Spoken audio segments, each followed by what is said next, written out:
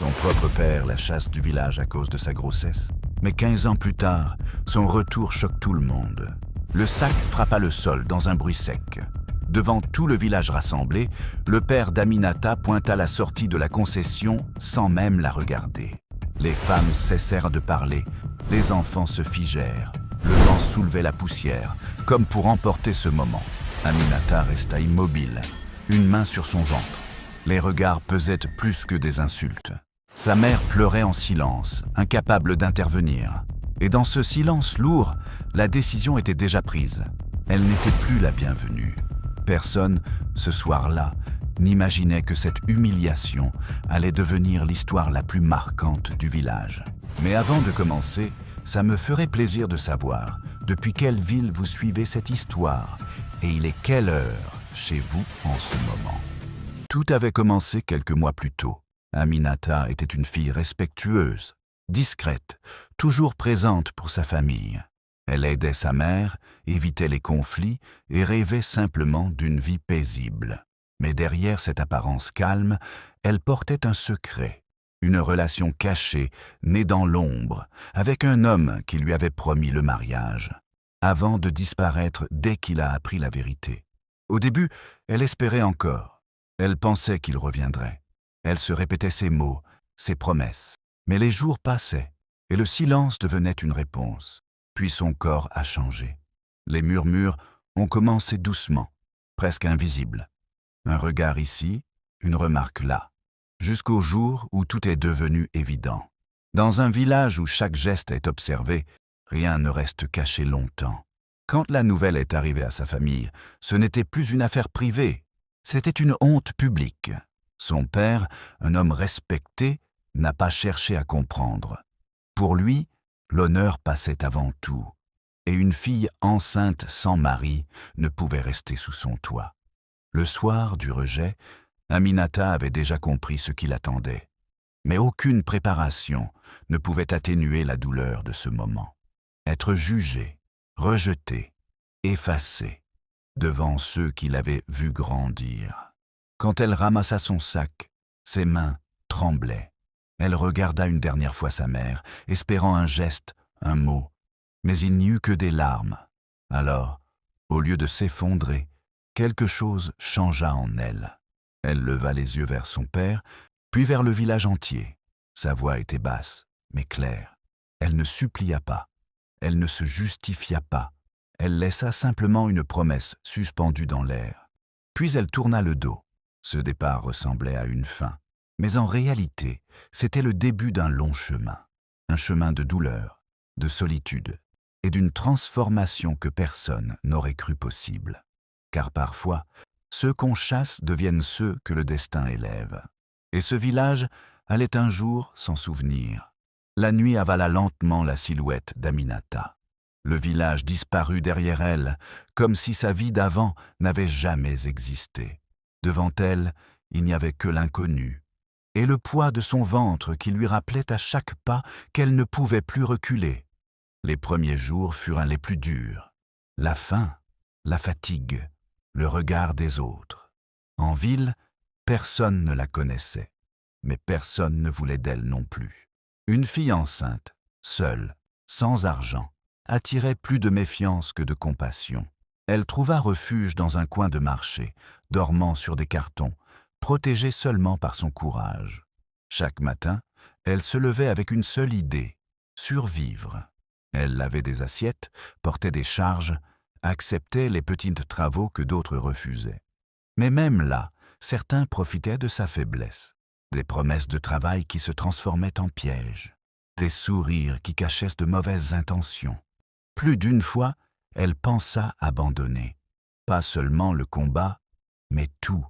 Pourtant, chaque fois qu'elle posait la main sur son ventre, elle retrouvait une force silencieuse. Elle n'était plus seule. Elle n'avait plus le droit de tomber. Les mois passèrent, lourds et éprouvants. Puis un jour, la douleur arriva plus tôt que prévu. Au milieu du marché, sous le regard indifférent des passants, Aminata s'effondra. Son corps n'en pouvait plus. Les contractions se succédaient, violentes, incontrôlables. C'est là que tout bascula. Une femme s'approcha. une sage femme respectée du quartier. Contrairement aux autres, elle ne posa pas de questions. Elle vit seulement une jeune fille en détresse. Elle l'emmena, la soutint, et resta à ses côtés jusqu'au bout. Cette nuit-là, entre souffrance et courage, Aminata donna naissance à un garçon. Quand elle prit son enfant dans ses bras pour la première fois, quelque chose changea définitivement en elle. Ce n'était plus la fille rejetée du village. C'était une mère. La sage femme, touchée par sa détermination, décida de ne pas l'abandonner. Elle lui offrit un abri, puis une opportunité. Apprendre, travailler, se relever. Les débuts furent lents, mais différents. Aminata observa, écouta, apprit. Elle accepta chaque conseil comme une chance. Petit à petit, elle retrouva une dignité qu'on lui avait arrachée. Le temps passa, et dans le silence de la ville, loin des regards qui l'avaient condamnée, une nouvelle Aminata était en train de naître. Plus forte, plus lucide, plus déterminée. Sans le savoir, elle construisait déjà son retour. Les années passèrent sans bruit. La ville avait avalé la douleur d'Aminata et l'avait transformée en endurance. Chaque épreuve traversée avait laissé une trace, mais aucune n'avait réussi à l'arrêter. Elle n'était plus la jeune fille fragile chassée du village. Elle était devenue une femme solide, respectée dans son travail, connue pour son sérieux et sa détermination. Son fils grandissait à ses côtés. Intelligent, curieux, il posait souvent des questions sur ses origines. Aminata répondait toujours avec calme, sans jamais dénigrer le passé. Mais au fond d'elle, certaines blessures n'avaient jamais vraiment guéri. Le souvenir du village restait là, silencieux, comme une ombre qui ne disparaît jamais totalement. Pendant ce temps, dans son village natal, les choses avaient changé. Les difficultés s'étaient installées. Les récoltes devenaient moins abondantes, les familles souffraient, et plusieurs projets avaient échoué. Le village, autrefois fier, commençait à perdre de sa stabilité. Les anciens parlaient souvent d'un manque de chance, sans comprendre que le temps finissait toujours par révéler les conséquences des choix passés. Un jour, une annonce circula. Un grand projet de développement allait être lancé pour soutenir plusieurs villages de la région. Aide financière, infrastructures, opportunités économiques, c'était une chance inespérée. Mais ce projet ne serait confié qu'à des partenaires sérieux, capables de gérer des fonds importants et d'apporter des résultats concrets. Dans le même temps, une nouvelle femme d'affaires faisait parler d'elle en ville. Discrète, mais influente. Respectée pour sa rigueur et ses réussites dans plusieurs projets sociaux. Son nom commençait à circuler dans les cercles importants. Personne dans le village ne savait encore qu'il s'agissait d'Aminata. Le jour de la réunion décisive approchait. Les représentants des villages étaient convoqués. Les autorités locales attendaient une décision importante. Et parmi les invités spéciaux figurait cette femme mystérieuse qui devait représenter un grand projet de financement.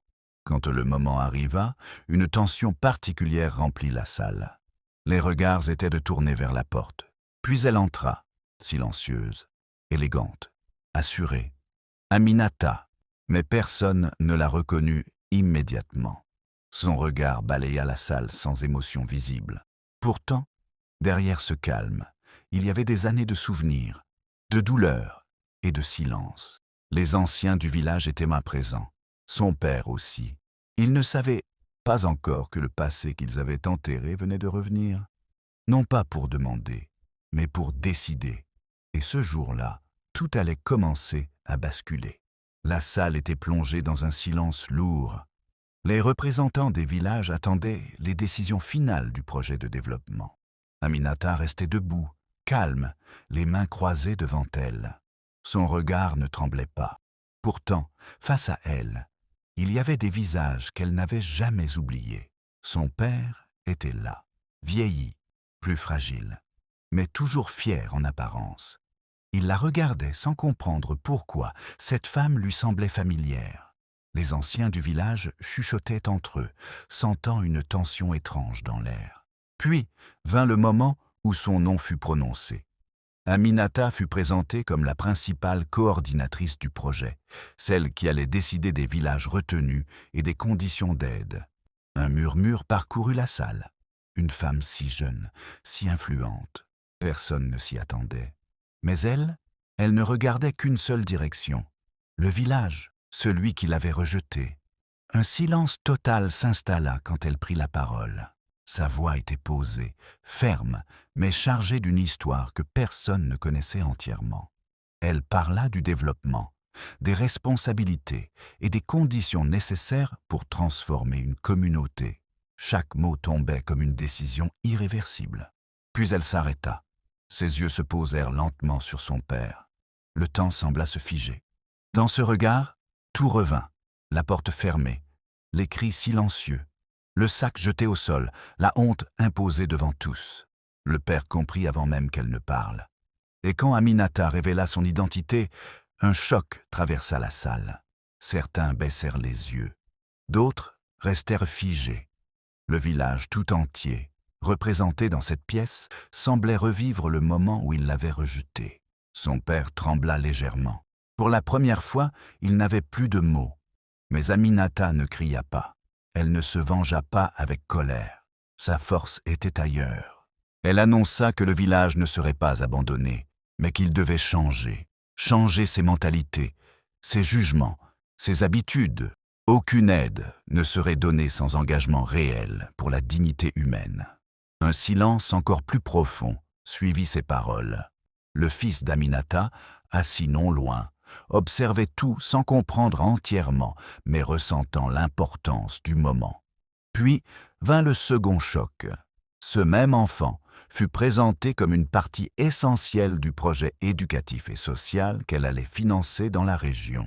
L'enfant que le village ignorait autrefois devenait un symbole d'avenir. Les regards se baissèrent. La honte remplaça les murmures. Son père, lui, n'arriva plus à tenir debout. Les années de fierté s'effondrèrent en un instant. Mais Aminata ne chercha pas à l'écraser davantage. Après un long silence, elle prit une décision inattendue. Elle accepta d'aider le village. Pas par faiblesse, mais par choix. Un choix qui surprit tout le monde. Car la vraie force n'était pas de détruire, mais de transformer la douleur en leçon. Et ce jour-là, le village comprit trop tard une vérité simple. On peut chasser une personne, mais on ne peut pas empêcher le destin de revenir avec elle. Les travaux commencèrent quelques semaines plus tard. Le village, autrefois figé dans ses habitudes, se retrouva transformé par des décisions qu'il n'avait jamais prises lui-même. Des routes furent tracées, une école reconstruite, un centre de santé ouvert. Mais la véritable transformation ne venait pas des bâtiments, elle venait des esprits. Aminata revenait souvent sur place, mais jamais comme une fille du village. Elle venait en responsable, en décideuse. Chaque fois qu'elle traversait les chemins poussiéreux, les mêmes regards d'autrefois réapparaissaient. Mais cette fois, chargée de regrets, son père vivait désormais dans le silence. Il n'osait plus lever les yeux longtemps lorsqu'elle était là. Les mots qu'il avait prononcés ce jour-là résonnaient encore dans sa tête comme une sentence qu'il ne pouvait plus effacer. Il avait compris trop tard que l'honneur qu'il croyait protégé avait détruit sa propre chair.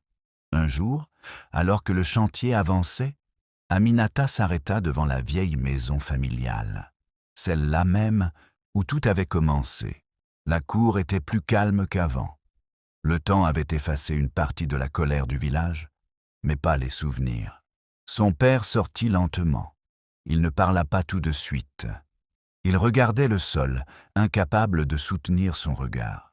Le silence dura longtemps. Puis, avec une voix brisée, il prononça enfin des mots simples.